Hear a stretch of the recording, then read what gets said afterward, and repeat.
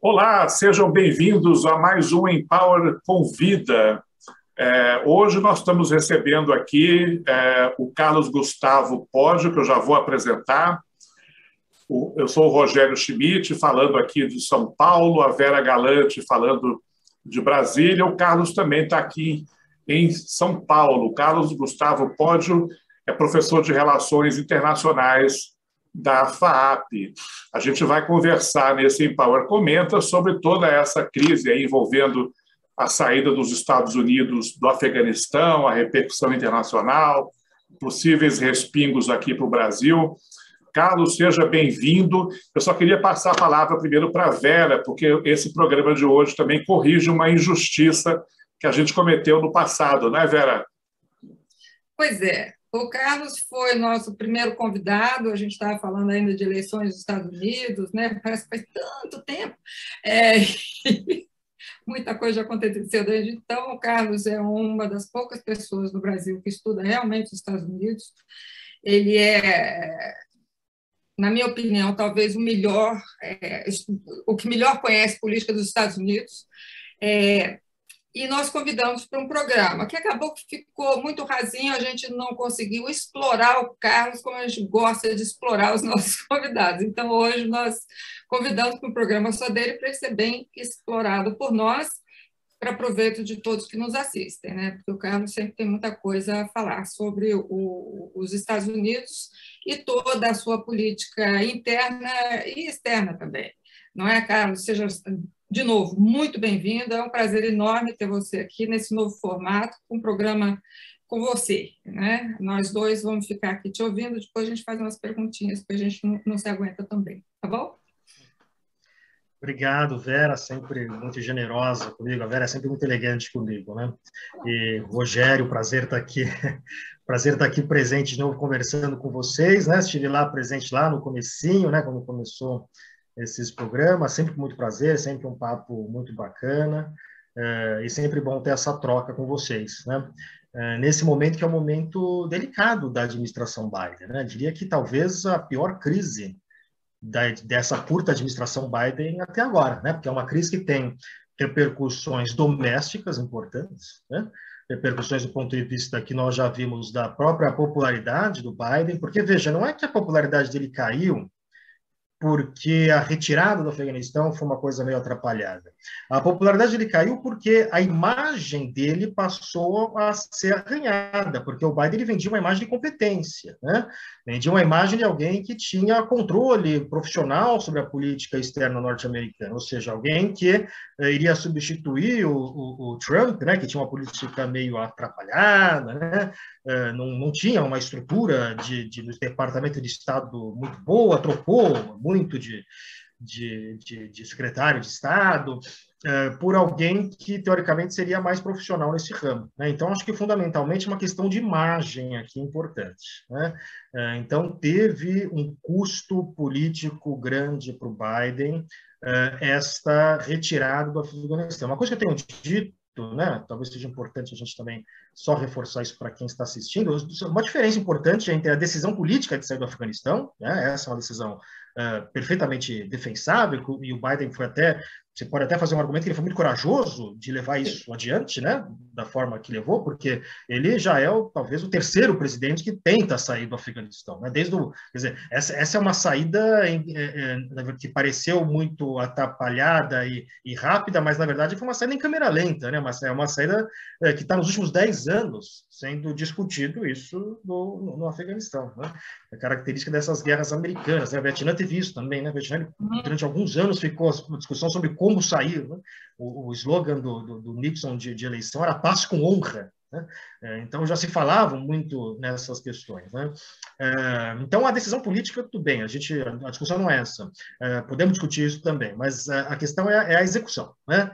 A execução dessa saída que foi atrapalhada. As estimativas mais otimistas, as estimativas mais pessimistas davam conta de que o Talibã talvez demorasse um mês para tomar Cabul, né? E algum tempo atrás, algumas estimativas davam 1 ano, 6 meses, 3 meses, depois a mais pessimista foi 1 mês, e em 1 semana o Talibã tomou Cabul. Isso pegou completamente de surpresa a administração Biden, teve que sair correndo do Afeganistão, né, de uma forma com imagens que são imagens muito ruins politicamente, né, aquelas pessoas se agarrando no avião, são imagens muito fortes, né, simbolicamente tem um impacto político importante.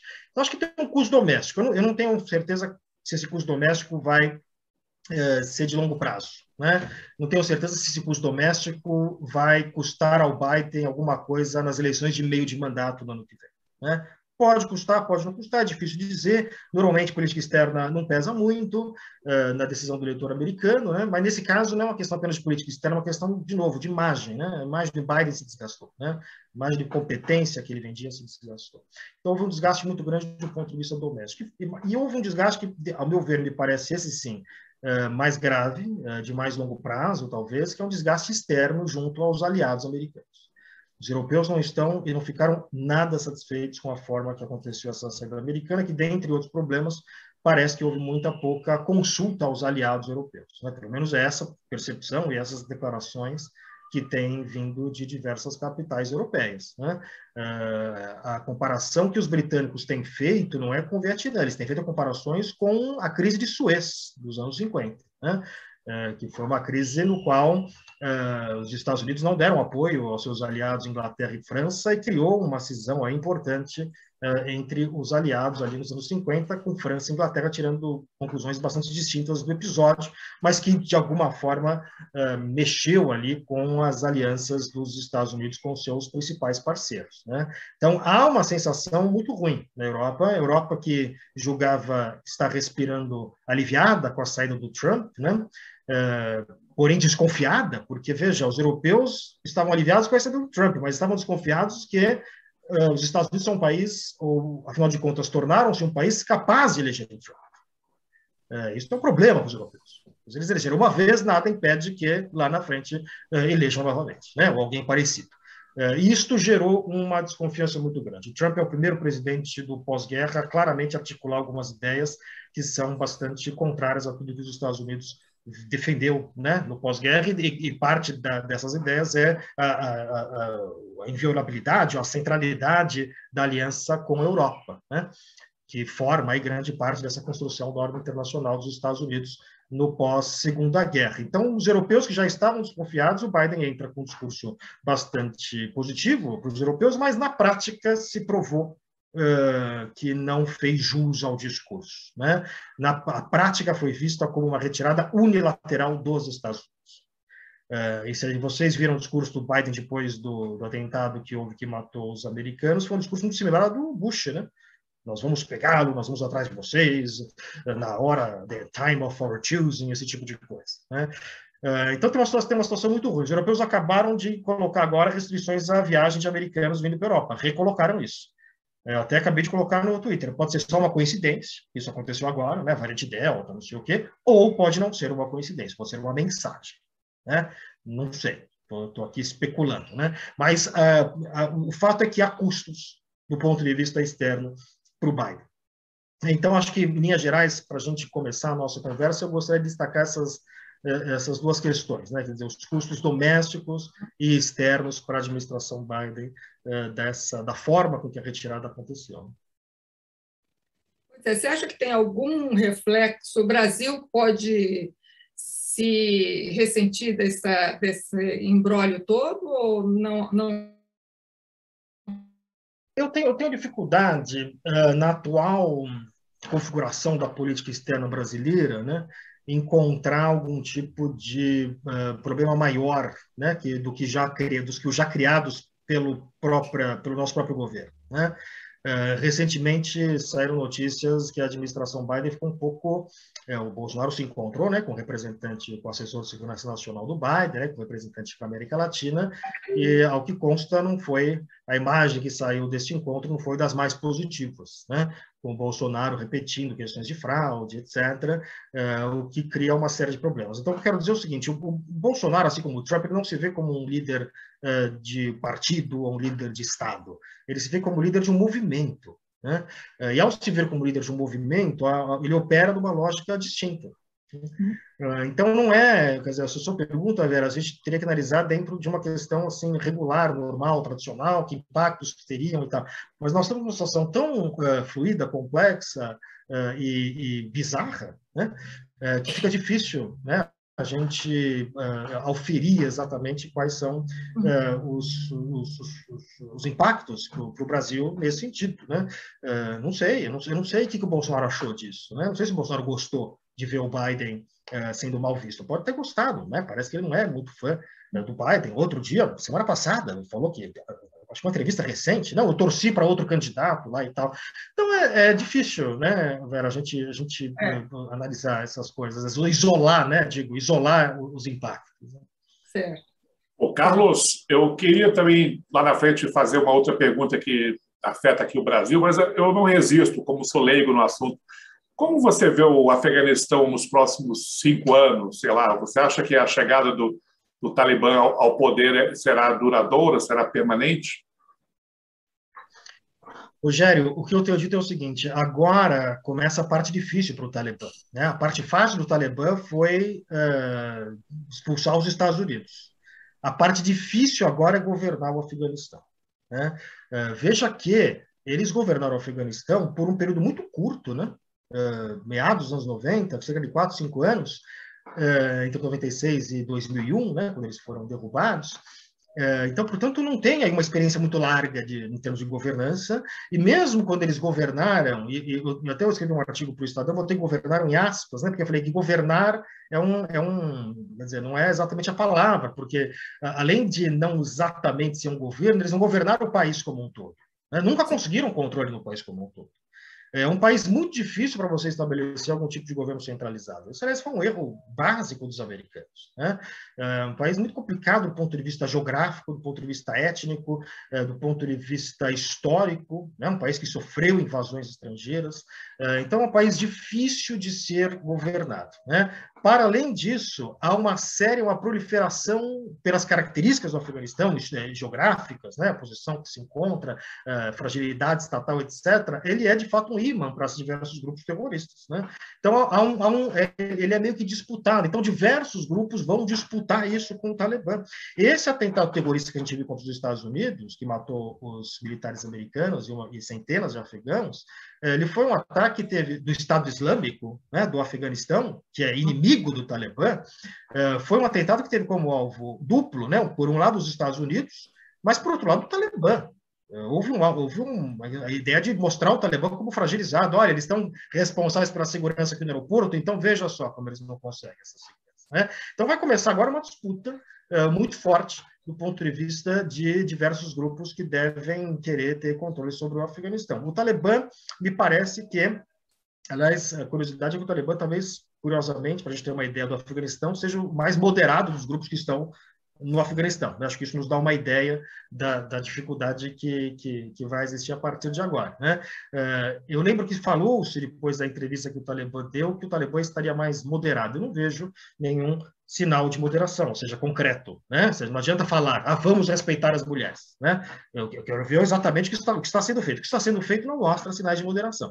Eu acho que houve uma confusão aí. O que eles estão é mais pragmáticos. Isso me parece que sim. Eles me parecem mais pragmáticos, mais interessados em governar, preparados, de certa medida, né? Como rapidamente eles tomaram, né? Já botaram entrevista, e o porta-voz que fala inglês, e foi para dar entrevista para a TV britânica, né? Para uma repórter, inclusive, mulher. Ou seja, eles me parecem muito mais articulados, muito mais profissionais e muito mais pragmáticos. Né? Se isso vai se traduzir num algum tipo de governo mais estável, tal, eu não ouso fazer nenhuma previsão. Né? Mas há diferenças importantes com relação a quando eles estiveram no poder a primeira vez. Eu diria que a principal é o fato de que os chineses têm muito interesse em se aproximar do Talibã. Isso me parece que muda o cálculo estratégico ali. Né? Me parece, inclusive, que a China estava mais preparada do que os Estados Unidos para o Afeganistão pós-Estados Unidos. Né? Então, a China já tinha contato com o Talibã, etc. Acho que me parece que é uma variável importante aí para a gente levar em consideração. Mas o Talibã declarou que gostaria de continuar com relações diplomáticas com os Estados Unidos.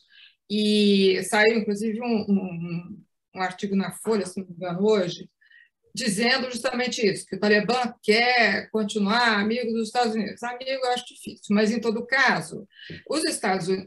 Me perguntaram hoje, coincidentemente, o que eu achava. Eu falei que eu achava plenamente possível. Por quê? Aí você vai me dizer se você concorda ou não. Eu falei, a filosofia dos americanos sempre foi keep your friends close and your enemies closer. Falei, acho bem possível. Traduz para o português, que talvez nem todo mundo... Mantenha os seus amigos perto e os inimigos mais perto ainda. Porque aí você sabe exatamente o que eles estão falando. Eles já transferiram a embaixada para Dubai. Quer dizer, não cortaram relações com Cabul. Eles estão ali pertinho, com relações e tudo. O que você acha? Isso é sinal de pragmatismo ou estratégia dos americanos? Pragmatismo do Talibã ou estratégia dos Estados Unidos de ficar próximo do inimigo? Eu acho que é um pouco as duas coisas, né? Um pragmatismo dos dois lados, eu diria. Né? Certamente, esta declaração do Talibã demonstra um alto grau de pragmatismo. Nós temos uma questão da história aqui que me parece... Eu tenho dificuldades em encontrar um exemplo histórico de que houve uma virada tão grande de um inimigo para um parceiro diplomático. Né? Os Estados Unidos vai ao Afeganistão, derruba o Talibã, luta 20 anos com o Talibã, e nas últimas 3 semanas tem que contar com a proteção do Talibã para retirar suas tropas. Né? O próprio general americano que comandou a retirada das tropas, eu vi uma entrevista dele na CNN falando isso, contamos com a proteção do Talibã. Veja que coisa curiosa. Né? Então, Vera, me diria, a questão fundamental aqui é como vai se dar essa relação Estados Unidos-Afeganistão-Talibã. Né? O que o Antony Blinken fez o discurso ontem, né, se não me engano, o discurso recente do Antony Blinken, foi um discurso em que ele dizia, olha, nós vamos medir o Talibã pelas suas ações, não pelas suas palavras. Mas, de alguma forma, me parecia que abria as portas ali para algum tipo de relacionamento diplomático. Né? O Afeganistão ele é estrategicamente importante, é uma ligação entre, né, a Ásia Central e o Oriente Médio. Falamos da China, a China provavelmente vai inserir o Afeganistão na sua Rota da Seda, né, a nova Rota da Seda. O Afeganistão, que, aliás, é originalmente parte da velha Rota da Seda, né? Então, vamos ter que examinar, quer dizer, nessa situação que é muito curiosa, né? O papel que o Talibã teve aí na relação americana, né? Quer dizer, que foi derrubado há 20 anos atrás, agora está de volta ao poder e agora os Estados Unidos vai ter que estabelecer algum tipo de relação. Né? Então, do ponto de vista do Talibã, essa declaração acho que indica um pragmatismo, de novo, muito grande. Né? O fato deles protegerem o aeroporto, os americanos saírem, dizer, não, queremos relações, as declarações deles, eles me parecem muito profissionais. A entrevista, o que me impressionou na entrevista que eles deram não foi o tom de moderação, aquilo ali é para inglês ver, né? Evidente que aquilo ali era um monte de mentira, um monte de pataquadas, etc. Mas o que impressionou foi o formato, né? E o profissionalismo, né? Isso sim. Então eu entendo que eles estão, posso estar enganado, muito mais profissionalizados do que há 20 anos atrás, quando eles ainda governavam o país. Né? E lembrando que o Afeganistão é uma sociedade diferente do que há 20 anos atrás. É uma sociedade mais educada, relativamente, comparado com o que era antes, uma sociedade em que as mulheres começaram a ter um papel, de alguma forma, mais relevante. Você tinha deputadas mulheres, a embaixadora afegã nos Estados Unidos era mulher, então não sei se elas vão facilmente aceitar uma volta normal ao que era o Talibã. Né? Um elemento importante aqui para a gente destacar é o seguinte, a população do Afeganistão é uma população extremamente jovem, média de idade 18 anos. Isso significa que a maior parte das pessoas que moram no Afeganistão nasceram após a derrubada do Talibã no poder. Né? É com esta sociedade que o Talibã vai ter que lidar. Por enquanto não está claro nem, Carlos, se a Constituição afegã vai continuar em vigor, né? O funcionamento do legislativo, judiciário, tem muita turbulência ainda pela frente. Mas a pergunta que eu queria te fazer talvez seja mais filosófica dessa vez, comparando aí a repercussão desse episódio nos Estados Unidos com o Brasil. Né?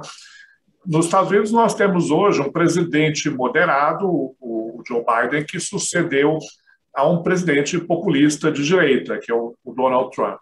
Né?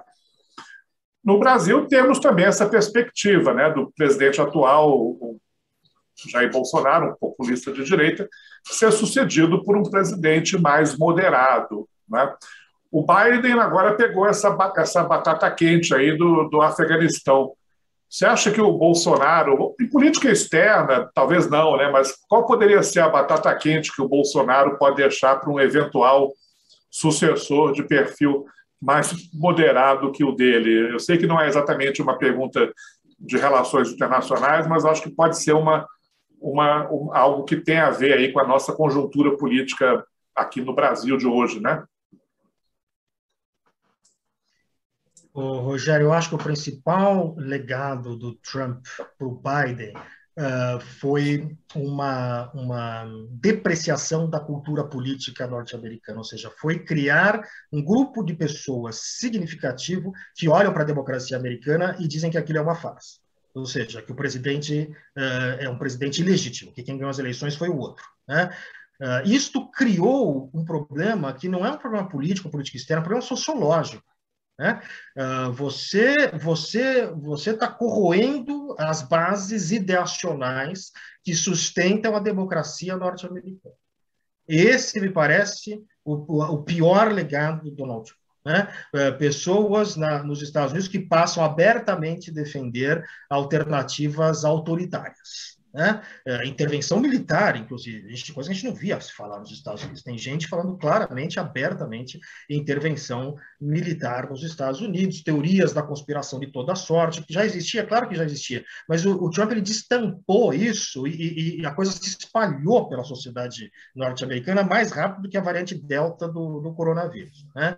Então, este me parece o principal legado do Donald Trump, que me parece que é um paralelo com o Bolsonaro, né? O Bolsonaro vai deixar esse mesmo contingente de pessoas que foram alimentadas durante 4 anos com um determinado tipo de informação, e essas pessoas elas vão continuar, como eu falei, quer dizer, o Trump perde as eleições, mas teve milhões de pessoas que votaram nele que continuam existindo, essas pessoas não desaparecem, né? Ou elas não se tornam apoiadoras do Biden de uma hora para outra, né? Mesma coisa com o Bolsonaro, caso ele perca as eleições, ou enfim, né, alguma outra questão, saia do poder de alguma outra forma, ou enfim, eu acho que o grande legado dele vai ser esse legado de deterioração de cultura política do país, né?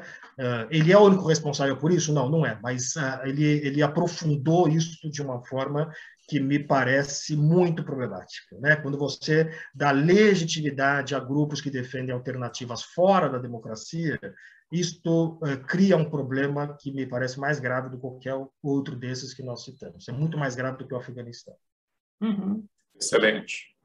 Deixa eu te perguntar, Francis Fukuyama, que é ótimo polemizador, vamos lá, ele escreveu para o The Economist um artigo intitulado quer dizer, falando do fim da hegemonia americana. Também já falou no fim da história, mas vamos lá. Que você acha que acabou a hegemonia americana ou está perto do fim ou não? O Fukuyama, que escreveu, como você disse, o fim da história, ele escreveu o fim da história em 89, né? E durante muitas, ele foi muitas vezes perguntado, e aí, fim da história? Ele defendia sempre a tese dele é de que a democracia liberal é a forma de governo e do campo das ideias, que é a forma vencedora, não tem mais nada para além disso, né? O fim da história nesse sentido.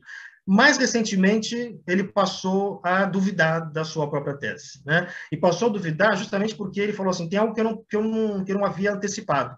Eu não havia antecipado que os desafios da democracia liberal viriam de dentro da própria democracia liberal, né? Ou seja, as próprias democracias passariam a questionar, as próprias pessoas que vivem nessas democracias passariam a questionar a validade deste processo, né? Ou seja, ele não se preparou para uma possibilidade de retrocesso democrático em democracias consolidadas, né? Nós precisamos de uma teoria para explicar isso, né? Eu acho que essa é a questão fundamental. O papo de declínio americano é um papo que apareceu desde os anos 50, é algo que se fala, né? Quando os soviéticos lançaram o Sputnik, o declínio, estamos atrás dos soviéticos. Nos anos 60, imagina, foi o Vietnã, né?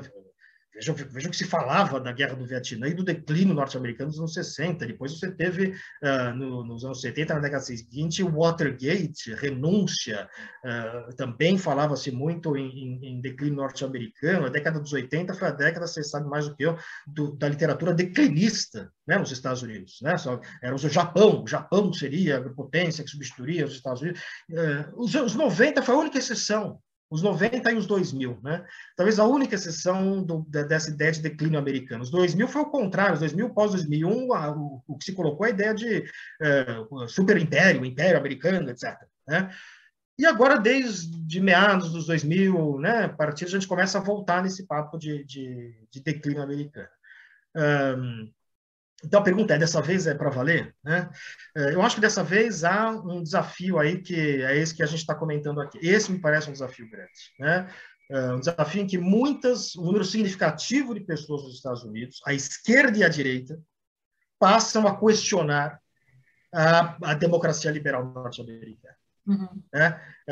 Então, você tem aqueles que se definem como socialistas, etc., que é uma novidade na política americana. Né?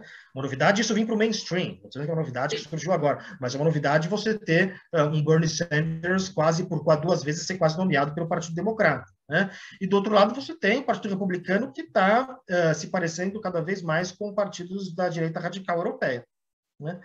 Se afastando cada vez mais da questão democrática, ou seja, um partido que tem uma dificuldade em condenar fortemente o que aconteceu no Capitólio no dia 6 de janeiro, que é uma barbaridade. Né? Isso me parece que é o principal problema aqui. Né? Esses desafios domésticos que os Estados Unidos têm. Agora, a sociedade americana tem se comprovado, nas últimas décadas, uma sociedade bastante resiliente, né? Uma economia bastante resiliente, mas nenhum império dura para sempre. Né? O Jean-Baptiste de Rousseau, que escreveu um livro famoso chamado Todo Império Perecerá, ele falou que uma das constantes na história é isso, os impérios eles vão e vêm. Né? Os Estados Unidos seriam uma exceção a isso? Não sei, mas pode durar mais 10, 20, 100 anos, né? Ou mais 1, 2. Então, não sei, mas estamos diante de um desafio que me parece que é maior do que qualquer desses desafios que a gente viu. É pior que o Watergate, é pior que Vietnã nesse sentido. É uma situação muito delicada que vive os Estados Unidos e o mundo das democracias ocidentais hoje. Carlos, desculpa, Vera, não, a gente poderia prolongar essa conversa indefinidamente, né? Mas a gente está chegando aí já no nosso limite de tempo. Eu só queria... O quadro está tão turbulento, eu só queria dizer o seguinte, a gente está gravando hoje na terça-feira, dia 31 de agosto. Pode ser que quando o programa seja publicado no nosso canal do YouTube, no começo da próxima semana, já tenha até algumas coisas ficado velhas, né? Mas o Carlos, mais uma vez, em meu nome, acho que a Vera também vai querer fazer as considerações finais. Muito obrigado pela sua participação aqui no nosso Empower Comenta. Obrigado aí por ser um constante parceiro nosso em tantas iniciativas. Você quer falar algo, Vera? Aí depois o Carlos faz as considerações finais. Pois é, não, eu quero. Eu acho que o Carlos é o nosso parceiro de sempre, meu amigo de muitos anos, não sei nem quando. Eu acho que eu fui a única pessoa que sabia onde era o domínio, né? Mas... Deixa eu mostrar uma coisa para você, Vera. Você vai lembrar disso aí? Olha aqui que nós temos, especialmente para você. Aqui, ó. Lógico. Então, muito tempo. Quando foi isso? Isso foi em 2008. Quando... Agora tem que explicar do que vocês estão falando. Explica do que se trata. Quando eu trabalhava na embaixada, a gente tinha para incentivar justamente o estudo sobre os Estados Unidos, a gente tinha um prêmio para melhor TCC, né, de graduação, mestrado e doutorado. E o Carlos Gustavo ganhou disparado de mestrado, acho que não teve mestrado naquela época, né? Depois disso, muita água já rolou. Mas ele fez o mestrado dele, doutorado também. A ODU foi? O mestrado eu fiz no Brasil mesmo, né? No Santiago Dantas. E o doutorado eu fiz lá na ODU. Mas você já estava lá, não sei. Mas daí ele falou que eu falei eu fui aceito na ODU. Eu falei, em Norfolk, eu acho que foi a única pessoa que sabia. que acertou. Eu estudei lá do ladinho, então eu sabia. Bom, mas então, Carlos, meu amigo de muito tempo, muito obrigada, sempre aprendo demais falando com você, acompanhando o seu Twitter, tudo que você escreve nos jornais e tudo, e continue assim, nos ajudando a entender a política dos Estados Unidos, que não é para qualquer um. Muito obrigada mais uma vez. Ô, Carlos, aproveita e faz o merchan aí, quem quiser te acompanhar nas redes sociais, onde que pode te encontrar? Muito bom. Bom, primeiro, obrigado, né, pela participação, tal. Vera, você vê, mostrei aqui para mostrar que já desde antes, né, a Vera é parte da minha formação, né, eu estava fazendo mestrado ainda, imagina, né? Então, portanto, então muito orgulho aí de estar aí tantos anos aí já trocando essas ideias com a Vera, né? E eu, Rogério, a rede social que eu mais uso e gosto de usar e para divulgar coisas, né, para popularizar, né, enfim, questões dos Estados Unidos e tal, que eu acho que é a mais ágil nesse sentido, é o Twitter, né? Que o meu Twitter é @cgpogio. E lá, sempre que eu tenho tempo, né, que às vezes fica difícil da gente aparecer por lá também, que rede social toma um tempo às vezes, né, mas estou sempre lá trocando ideia, quem quiser mandar mensagem e tal, é a rede que eu mais utilizo. Tem as outras também, quem quiser pode me procurar nas outras, mas é lá no Twitter que eu interajo mais com as pessoas. Verdade. Então... Ok, então fechamos mais um Empower Convida. Carlos, mais uma vez, muito obrigado. Obrigado, Vera. Obrigado a todos vocês aí que estão nos acompanhando pelo YouTube. Por favor, se inscrevam no canal, divulguem para os seus amigos. O Carlos vai divulgar para os alunos dele, né? Com certeza. Comentem, compartilhem. Até a próxima edição do Empower Convida. Tchau. Obrigado, Carlos. Obrigado, Vera. Tchau, tchau. Tchau, tchau.